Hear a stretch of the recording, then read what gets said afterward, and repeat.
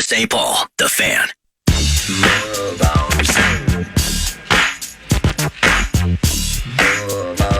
KOC, Kevin OConnell, coach of the Minnesota Vikings. Paul Allen, X's and O's on the KFAN Minnesota Vikings radio network. Started out talking about DJ Wanham, and here's how it went. Yeah, I don't know whether it's the or what it is, but I just, when a player's in a contract year like that and you've seen them handle it the right way, do everything the right way, be the best possible teammate, do all the little things behind the scenes that nobody ever sees, but clearly Vikings fans and everyone at US Bank Stadium, including our team, coaching staff, you upstairs with the rest of the crew, are feeling that emotion in the moment, because it's not always just about stats. It's not always about the things in this day and age when statistics and fantasy football drive so much of the dialogue. Those are the players that, in my opinion, make organizations go. They're the fabric of what makes it special to be a Minnesota Viking. Are guys like DJ Wanham. DJ knows how I feel about him. I just think he's had a tremendous year. He's played his role in this new defense and really allowed us to be what we became defensively throughout the year. And I just, I'm hoping for a quick, speedy recovery, knowing he's going to attack it every single day. I think he'll be back better than ever when the time's right. And emphasis on this new defense. And I mean, this is with, no disrespect to TJ Hawkinson, who's been dynamite, the year and change he's been here.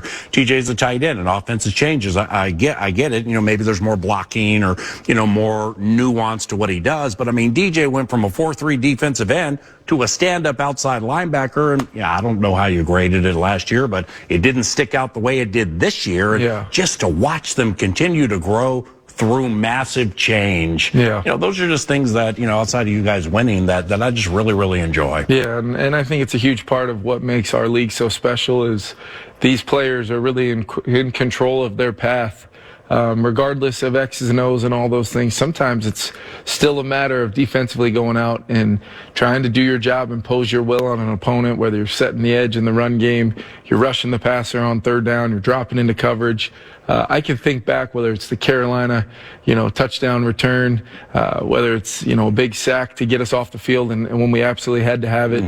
When we have found success, guys like DJ Wanham, Josh Metellus, some of these guys defensively that maybe around the league, they don't jump out as automatic yeses as a Pro Bowl vote or an All-Pro vote, but within the walls of this organization, and when our team runs out of the locker room, we're very, very thankful to have players like DJ Wanham. Well said. Now, the Green Bay Packers, they got a little blitz happy in that Carolina Panthers game, and the question would be, is that who they are or just a snapshot sample of that game? I think, like anything, this has become such a week-to-week league. If you go back and watch the way the Lions played the Broncos previously or their previous couple opponents, we saw variations of different defense, more emphasis on, maybe covering Justin versus doing what they had done to some other teams. And I think it's week to week. I think we know each other well. They have a good feel for, some of the core principles we like to kind of activate within our offense. Defensively, we feel like we have a good understanding of how they want to use their personnel. And ultimately, then it's just about those little chess piece moves of changing up some tendencies, doing things that, maybe look like something, but then are something totally different. And they can do the same thing on defense. And that's where we need to equip our players to have a great plan, be ready to play fast. But then ultimately, if the picture changes or it's an unscouted look, what are our rules? What have we coached up from OTAs on forward that allows us to execute in those moments? And that's what really you find out where you're at from a standpoint of your offensive system, your ability to overcome. And we have grown a lot with that. PA, I know we've had some injuries. We got some new guys stepping into the huddle at some critical positions. But I do think the foundation is there. And now it's just about consistency of our execution and clearly, holding on to the football. And for them with Jordan Love, compared to when you saw him the first time, 4 sacks on Jordan and 16 touchdowns and 3 interceptions since the Vikings played the Packers and beat them at Lambeau Field. What is getting better with his game? I think he's just continuing with every rep to see the field, understanding the play intent, what they're trying to get done. I think the development of that skill group around him, whether it's the deep tight end group they have, the young receiving core. You know, they went through some stretches where they didn't have a couple of those guys, and they had some young guys stepping in. They seem incredibly deep with a lot of guys that can, you know, stretch the field, some change of direction guys. They mix in different variations to get a guy like Reed the ball on some misdirection, jet sweeps to Christian Watson. They're doing things that I'm sure if you study those 16 touchdown passes, not all 16 of them are him just dropping back and throwing the ball. It's jet sweep flips, it's screens, it's, you know, unique ways that Matt and his staff are trying to continue to allow him to grow. I think he's had a really impactful year for that team, and really shows that he can handle, stepping into those shoes of being a Green Bay Packer quarterback. And I think the coaching staff has done a nice job kind of packaging plays, giving him some breather snaps where statistically he's going to come out 1 for 1 for a 12-yard gain. Yeah. But did he flip the ball? Did he throw a screen? Did he throw a bubble screen? Did he throw a, whatever it is? They're finding those breather plays, and that's where defensively we've got to try to apply pressure, but be aware of maybe where those easy plays might come, how they like to get to them. And can we rally and tackle? To me, tackling in this game, when our defense has been at their best, scheme, all those things are great, but can we make that tackle that makes it 2nd and 8 instead of 2nd and 1? Can we make that tackle that makes it 3rd and 5 instead of a new set of downs? That'll be critical for defending not only Jordan Love, but their whole entire outfit. Yeah, what an awesome way to analyze it, specifically in looking back at Carolina, Green Bay. All right, the Panthers, I mean, they tore up Green Bay's defense in the second half, and at the end of the game, they had 5 completions of 19 yards or more. But 2 of them took place when Green Bay basically was letting them catch it at the end, so the clock would go with no timeouts. 3 is different than 5. I mean, that's, stats is for losers, might be a little strong, but that absolutely plays into that. And speaking of stats, so Nick Mullins goes for 700 and change the last 2, and the offense absolutely getting explosive. You talked about it after the Lions game, but the picks, and maybe a guy missed to win the Lions game. So how do you balance all of that, given he started just 19 and 2 with you?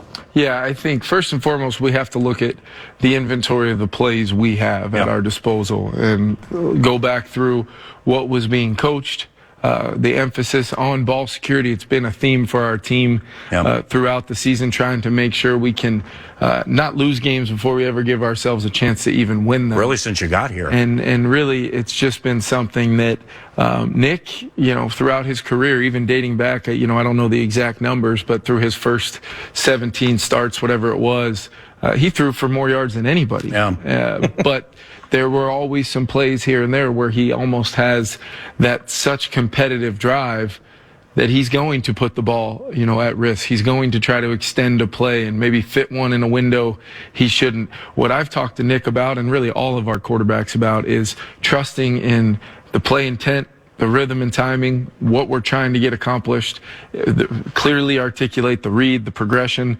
what are we doing with the football to check it down if it's not there, and then ultimately the value, as we had to learn the hard lesson. We won a football game scoring 3 points. Right. But what didn't we do that day? We didn't turn the football over. Right. And I think it's just a lesson in conjunction with the other 16 wins we've had when we're even or better on the turnover margin and never having lost a game with those circumstances. We've got to take those lessons and apply them to how we play, how we coach, how I call plays. And I think there's many times and many moments in that game where if we simply just execute the play as it was intended, trusting in our guys to win, trusting in the design to try to get maximum separation, where do we want that ball thrown? Where do we need to leave it if we're going to miss? That's playing quarterback in the NFL. And when you don't have a guy like Kirk Cousins in there who's played basically his entire career healthy, you've got some guys that are really trying to step into that role. How do we morph ourselves to win football games? The fact of the matter, PA, is we've scored 24 points the last 2 weeks. We've been very explosive via the pass. But we haven't won the football games. Right. And in the end, that's what we're tasked with trying to do.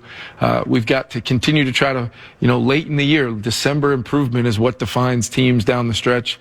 It's great to be playing meaningful games in December, but we've got to also improve as a football team, improve at the quarterback position with the opportunities we have, and then just go try to let it turn it loose and play smart football for 4 quarters. Last one here, Kevin. And I picked this up because I want to read this correctly. I don't understand the line of questioning with a couple of the recent press conferences of, quote, trying to get explosive playing into the interceptions. Yeah. Okay, end quote. And here's what I don't understand is I don't understand the alternative. And if something is built around a strength, getting down the field with a passing game, that's the strength of this offense. You know, as you're wheeling through quarterbacks, I would imagine you can't just jettison it. You understand what I'm saying? I just don't understand it. Yeah, I think there's core philosophies, there's beliefs. I think going into that football game, thinking about how many snaps we had really had Justin Jefferson, Jordan Addison, and TJ Hawkinson on the field for this year. We want to be aggressive when we feel like maybe at times we could have been more aggressive, right, given those guys more opportunities. We've kind of learned throughout these first 32 games or so, and a huge chunk without Justin this season. We kind of know where to take the game based upon not letting our best player be taken away. It would essentially, the analogy that I gave our coaching staff is just because Michael Jordan was doubled or Kobe Bryant was doubled, it didn't mean that John Paxson always shot the ball. Yeah. It meant that sometimes we were going to try to design a play to help Michael Jordan be Michael Jordan. Right. I think Justin Jefferson is a miraculous player. I think he's as competitive as any player I've ever been around. In that game, these explosives that we had opportunities at on the very last play, throughout the game, the first 4th and 2, there's designs in place to try to help the quarterback just play and trust their footwork, trust their reads, put the ball in play to our playmakers, and it is amazing to watch in some of the games, even since losing Kirk, when we've done that for chunks of football games, the amount of success we can have.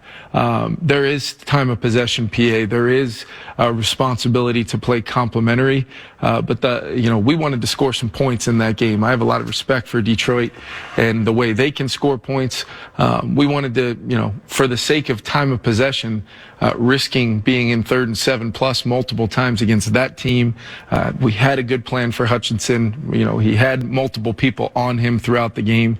I felt like the game plan gave us an opportunity to win. I think that the game plan we had, take away a couple of those turnovers, which are learning opportunities for all of us. That could have been a game we were in the 30s and the 40s. And, we've played a lot of close games, and we want to try to win games and not always be in 1-score games. But it is the nature of the NFL. But you're not going to run away from people by, always being conservative or always being aggressive. It's that balance of trusting in your players to go make plays, and they wouldn't be in this building if we didn't trust them. The final home game this Sunday. Good luck. Yeah, thank you, PA. That's Vikings head coach Kevin OConnell with PA Weekly X's and O's with Kevin OConnell. You can hear that Wednesday evenings on the Fan. We play it back Thursdays. And you're going to get to hear KOC's voice later today. He'll be addressing the media because it's decision day. It's decision day, ladies and gentlemen. Who will start at quarterback for your purple in the border battle on Sunday night? PA on the Fan. We have a change, ladies and gentlemen. The quarterback quandary that is the Minnesota Vikings, and exactly who will start Sunday night against the Packers. It's decision day, and originally the decision day post time was 1 o'clock. It's been moved to 12:15. Oh my God. We will know at 12:15 today who's starting for the Minnesota Vikings, and really there are 4 options. There are 4 options with D-Day, Decision Day. Take it away. I found, we do it every NFL draft time, PA. We play those NFL draft profiles. They're produced up. There are highlights. Well, among the 4 options, I found draft profiles for each of the Vikings throwers this season. Let's start with option 1. Joshua Dobbs, 3, 220 pounds. Goes back to pass. Hit as he throws. No! He threw it right to a Bronco after it was deflected. And the interception goes the way of Jaquan McMillan. An 11-yard return and another Vikings turnover is keeping this Broncos team in the game. An elusive sort with a propensity to drop the ball. His 18 fumbles through 21 starts, along with that hospital ball thrown to Jefferson in Las Vegas, proved to be a losing gamble. He runs like the wind, and the delirium created in Atlanta still resonates with some, which means he is a candidate to start against the Green Bay Packers. Dobbs is quite likable and very gifted when he's able to run, but his touchdown to interception ratio at US Bank Stadium, 1-4, makes him a long shot to win the presser today. So that's option one, PA. Yep. Yeah, there's some good intangibles there. What's next? Option two. Kirk Cousins, 6'3", 205 pounds. 1st and 10 from the Green Bay 20. Cousins is going to loop one right. Caught! Touchdown! Jordan Addison with his 7th National Football League touchdown. That gives Minnesota a 23-3 lead. His accuracy and cold-blooded nature cannot be denied. He lit up San Francisco, one of the best defenses in the league, and was tearing up the NFL when his Achilles popped at Lambeau. Still, there are those in the know who believe Cousins could guide this offense to scores on just one leg. Far-fetched as that seems, Green Bay's pass defense is just that bad, which means despite his IR designation, some think with the proper Nick Mullins disguise and a series of no-step drops in the passing game, Cousins could throw for 4 touchdowns against this substandard defense guided by a coordinator none of their own fans like. We have a change to a change. No press conference at 12:15. Quick scrum with KOC. So follow Vikings Twitter around 12:15 for the proclamation. Oh, wow. And who will it be? Will it be Dobbs? Could it be Kirk in a Nick Mullins disguise? Or could it just be Nick Mullins? Nick Mullins, 6 feet tall, 210 pounds. Mullins facing another blitz. Straight drop. Nick steps up. He throws down inside the 5 and is picked off. And it's an interception for the Detroit Lions. And it's picked off by Melifonwu. And the Detroit Lions, for the first time in 30 years, have won the division. Mullins has thrown 2 touchdowns in each of his 2 starts, but he's also thrown it to the other team 6 times, proving that good help remains hard to find. He'll throw an interception while under pressure like he did in Cincinnati, and he'll throw an interception while protected with plenty of time like he did against the Lions. Fans watching Mullins may be reminded of the great Brett Favre, the 2010 version. He's got the moxie, but no magic, and his scrunched face makes his helmet look 2 sizes too small. So that's the third option. Yeah, what's the fourth? Rookie. The kid. Jaren Hall, 207 pounds. Jaren Hall with an empty backfield. 4-man rush. He's going to fade one right. Caught to the 35-30. Angles to the left and is taken down inside the 20. Alexander Madison with a long catch and run. 49 yards.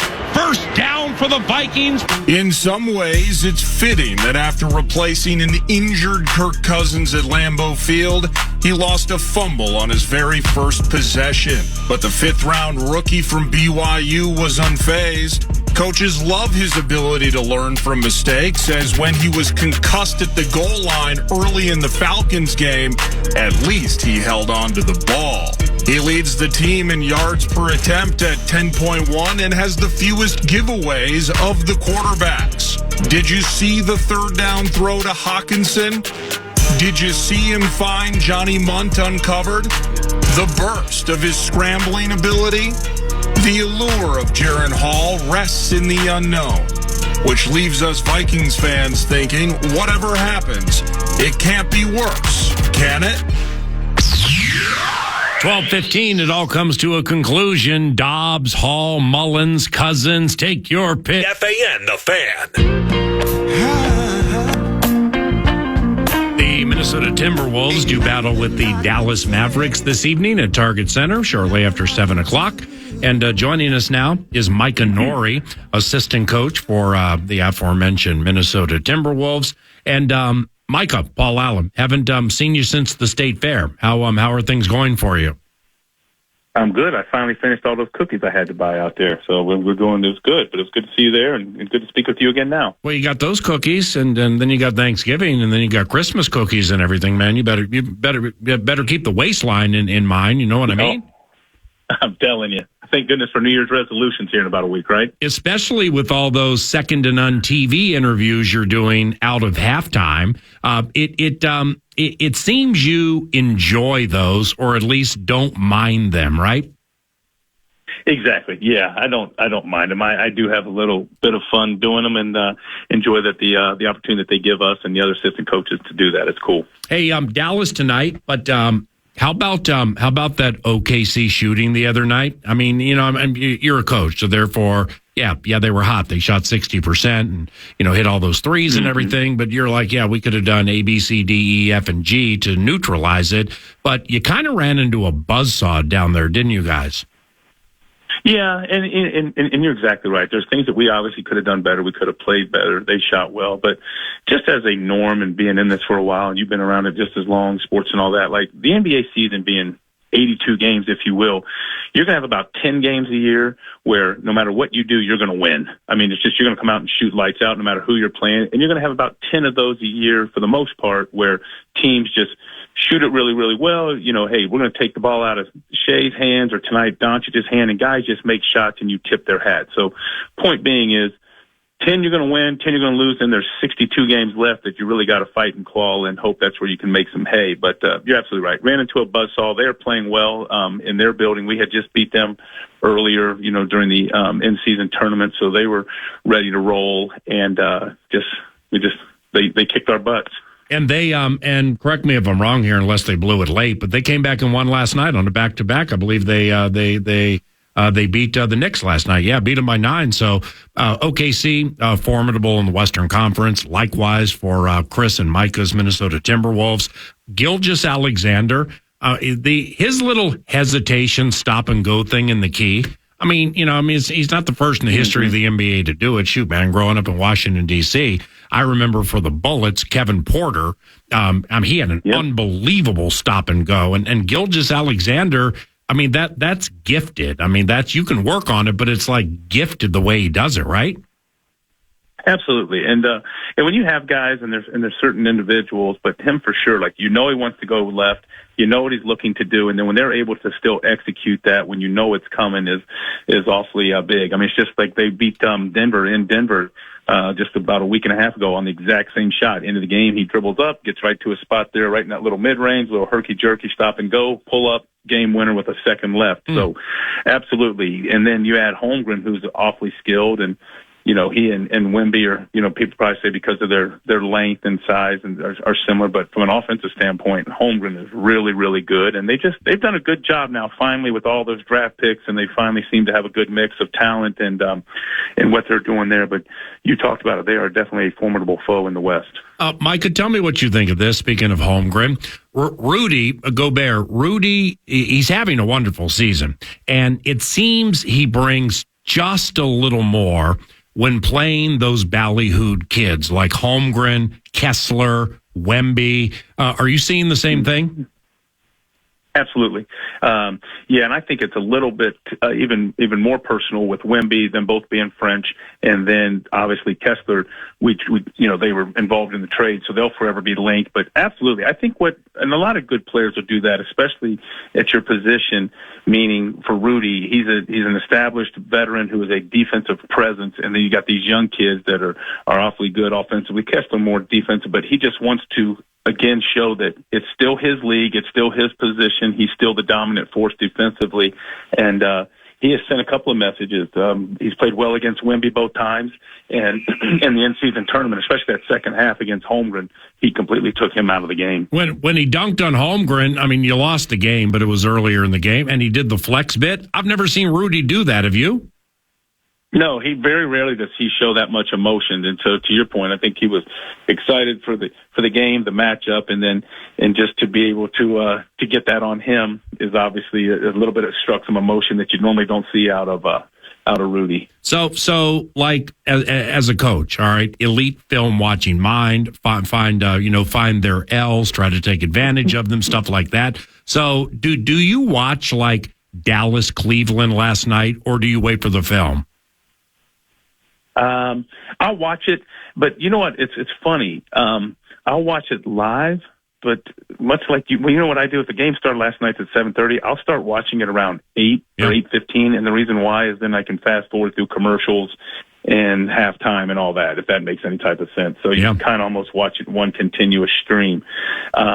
On a back-to-back, that's what I will do. If it was a game that was played Saturday night, then obviously I won't watch it on Saturday. I'll wait and get the film and just watch it in one, watch the clips of the game. So you can watch it literally in a 48-minute span nonstop as opposed to all the commercials. But that's kind of how I do it when on a back-to-back. I don't know what others do, but I just found it if I can fast forward through commercials and all that, it's just a little bit nicer. So you think Luka plays tonight for sure?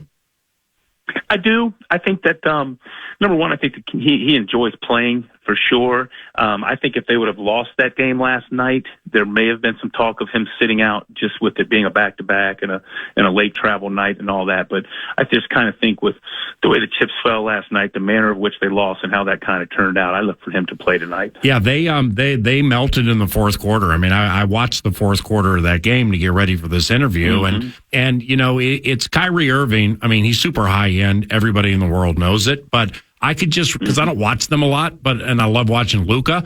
But I mean, like Tim Hardaway Jr., wonderful spot up shooter. He'll beat you for 8 3-pointers if you're not careful.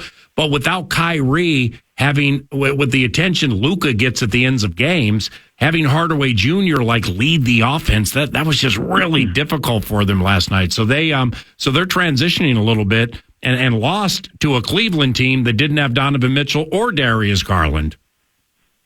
Exactly, and I think and you kind of just addressed it, but we had a couple players, and we were playing kind of for reference the Lakers, and Kobe Bryant. We forced him into a tough shot at the end of the game, or I thought was a tough shot, and he made it. There was 2 on him, and I remember one of our players, Ivan Williams, speaking to him. I said, "Hey, well, we made him take a tough shot." He goes, "Mike, everybody's tough shot's not the same," which is a great learning lesson. And that point being is for Kobe's taken that shot thousands upon thousands of time under duress and all that. So exactly what you're talking about, everybody's shots are not the same.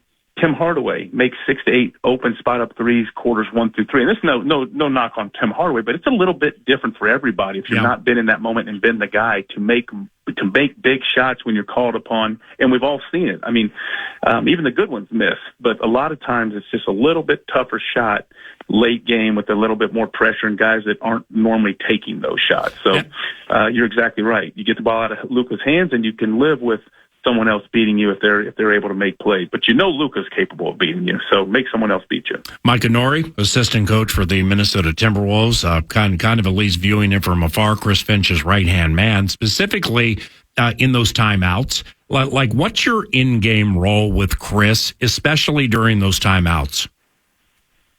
You know what? So basically, and we've got a good little niche going. Everybody kind of has their niche, if you will. Mine is kind of more rotations. Who's on the floor for them? Hey, this guy needs a break. What if we try this different combination? What about getting Ant out now, Cat back in, or whatever? So just initially, it'll be the combinations.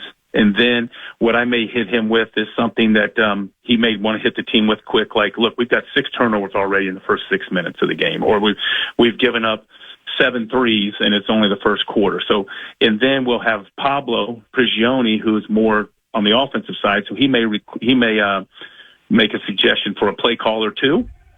And then we have Kevin Hansen and Elston Turner, who kind of handle the defense.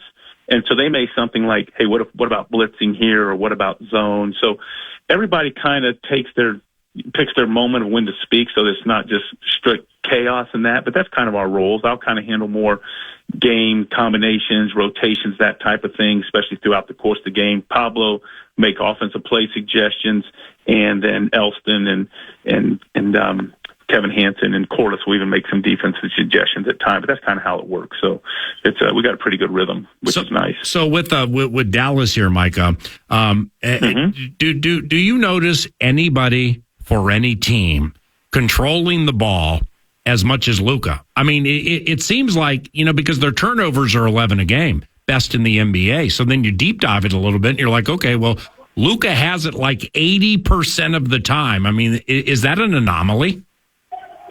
Yeah, I think you're correct. And it's funny just looking at it today, but I think Steve Kerr said it best. More passes, more opportunity for turnovers, right? So Luka's usually handle, and it's either one pass shot and he's such a good passer, everything's on time, on target. But I think especially nowadays, I mean, you have Jokic, which has a lot of usage and handles quite a bit, but, Jamal Murray and those guys are there. Trae Young, not as much, but I'm just trying to think of somebody. Maybe Shea a little bit would be the only one somewhat close out at OKC, but absolutely. I mean, he dominates the ball and good for them, and the way they play and just surround him with shooters and a rolling big, and he's such a great decision maker. The other thing about Luka that people don't understand is much like LeBron, and the fact that he's, 6'7", 6'8", there's not a pass that he can't make. So a lot of times when you're guarding and pick and roll, you say, okay, well, we're going to put 2 on the ball to get it out of his hands, and then we're going to use these three guys to guard the other 4 players in a manner that we're going to leave the furthest guy away in the corner open. But he can make that pass, where there's a lot of smaller point guards and guys like that just aren't capable to make that pass. But for him, he's so good, he's so tall, and he can make the late pass and the confidence. And I know it's a long-winded answer, Paul, but the last thing he does is, it's such a big thing. LeBron does it as well, like on time, on target. And what I mean by that is, if he throws that pass a quarter, a lot of times guys have a tough time getting there. They may have to jump, and then they're out of position. They can't shoot it right away, and you have time to close out. But when he throws it, it's right in the shooting pocket, and those guys can just let it fly. And that's a heck of an art that he's able to do. It's radio, Micah. So your thoughtful, long-winded answers are actually appreciated here. It's not. This is not Leah B being counted down 9, 8, 7, and then Micah's got to hurry. So radio's a little different than what you do out of halftime into the third quarter on Bally Sports North. Now, this guy isn't a superstar in the making, but he can change games a little bit. I'm talking about their active rookie big Derek Lively. I mean, he can be a foul a minute, but he also can block 6. So, like, what's the best way to handle somebody like that? I think the reason he's so effective, which is great, and you hear Luka talk about him, you hear Coach Kidd talk about him, is he knows his role, and that's such a, it sounds like an understated thing, but it's so, and all he's looking to do is set a good screen for Luka to hopefully free him up, and then he's just rolling to the rim, and then because he's such a live body, and because he can go get a lob, it forces you to pull in to tag him. Does that make sense? Because if you have 2 on the ball to get the ball out of Luka's hands, again, you're a man down behind it. And if he's rolling, and with his ability to catch and finish, you have to bring another defender in to account for that. And now what that does is that leaves one person open on the perimeter, and Luka is so good at finding that person, as we just spoke of. So when you have that roll threat like him, and one that's capable of catching lobs and finish with good hands, and unselfishly, in other words, when they do get it in the pocket and there's someone there, they're willing to make the extra pass to the corner to the open man. That's a trait that for a young kid, he's really adapting to well, and he's found his niche with Luka in that pick and roll, that they become quite the tandem for sure. But good for him. And I think Jason Kidd said it. He's playing at a level now where if you were to redraft, he'd be up there in the top 5. Michael, last one. Thanks for the time, man. Kind of a wild card question for you. And any idea why nobody has mastered the Kareem skyhook? I mean, it was pretty impossible to stop. And I know we're not throwing it down to the block to bigs and letting them do their thing like Olajuwon in the Dream Shake. But I'm shocked that since Kareem Abdul-Jabbar retired, not one player has established a skyhook. None. It's funny though, Paul, like all of them kind of messed around with it. And I think it sounds crazy. Shaq didn't necessarily need it, but he would even fool around. But these guys would every once in a while mess around with it. But no one has ever mastered it. You're absolutely right. I think some of it has to do with exactly what you were talking about. They aren't throwing it in the post as much. But I tell you this, if you were able to throw it into the post and a guy was able to make 3 out of 4 sky hooks like Kareem essentially was doing at a high rate, you would throw it in there. It was an unblockable shot. I mean, it really was. Right. That's why I'm saying it. Yeah. Well, the only thing I can think of, maybe there's not as many big guys as there are more medium-sized and small guys, and the way that everybody nowadays, the first thing everybody wants to do is gravitate out towards the three-point line. But again, these 7'2" guys that you're speaking of, like if a Wemby or a Holmgren or one of these guys, or even a Giannis down there, if they were able to execute that at a high level, they essentially would be unguardable. You're fantastic. Flat unguardable. You're fantastic, man. Thanks a lot for the chat. Let's do it more often, all right? I appreciate it, Paul. Thank you very much for having me. Yep, see you, bud. Micah Nori, assistant coach for the Minnesota Timberwolves. Big D, Dallas in town tonight, shortly after 7. All right, about ready to pause and head into the Grum. Friday football feast tomorrow, Buffalo Wild Wings, Plymouth. Chad Greenway with us at 9. It's decision day. Alec Lewis, Athletic, with us at 10. Gabe Henderson with us at 11. Super Special Cinny, 11:35 to finish festivities with the border battle. And by that time, we will know the starting quarterback for the Minnesota Vikings into the Sunday night tilt against the Green Bay Packers. For Kevin OConnell will share it in non-press conference fashion with a scrum of reporters about 25 minutes from now. So check your Twitter for that. Care to venture any guesses as to what's next for the old purple and gold? Well, after listening to those elite draft profiles or QB profiles from last segment, I think it's going to be Mullins or Hall. And my guess is the coach is going to go to Jaren Hall. I'm saying it's the rookie today. I think Jaren's under center Sunday night against the Packers. Ain't gonna argue with you if that's the case. Wouldn't be mad if it's Mullins. Wouldn't be mad. And I'm going to agree with you, and I might be wrong with this, in a creature of habit world that is the NFL, and Mullins has recency. There is some explosive nature to the passing game with Nick, but then we got the turnovers. The reason I'm going to agree with you is when I was told yesterday before taping X's and O's, the decision has not been made. I was like, okay. No, it hadn't. And then they kind of battled it out in practice. Okay. So had the decision been made into yesterday's practice, and I think it would have been Mullins. Yeah. But I don't know. We'll see what happens. D-Day. Great job with those capsules, man. Hell yeah, man. Friday football feast tomorrow. Buffalo Wild Wings, Plymouth. PA in charge on KFAN. Good to have Nordo back. Mad Producer 1 on Twitter. Follow him as 9 to noon does. He ran the Boston Marathon while he was gone. Yeah, I did. He ran 9 to noon today and will tomorrow. And can't wait to see you at Buffalo Wild Wings. Time for the con to put a wrap on the show. And the wraps 9 to noon. The final segments are brought to you by KC's. And between now and New Year's, check this out. Buy one, get one. Large, one-topping pizza. You know about the Casey's pizza. It's so, so good. Buy a large one-topping. You get a second one half off. Thin or original crust. Get to Casey's today. Holiday week, don't want to tussle. Football team on the need help for playoffs hustle. Offense working like an atrophied muscle. Nick Mullins hit the bench like Russell. Whatever the decision, we'll try to defend, but my God, can this talker ever end? Last season, exhausting but exhilarating. This year, it's been emotionally debilitating. Now, flip the switch while they've been solid, like the difference between Khalid and Khalid.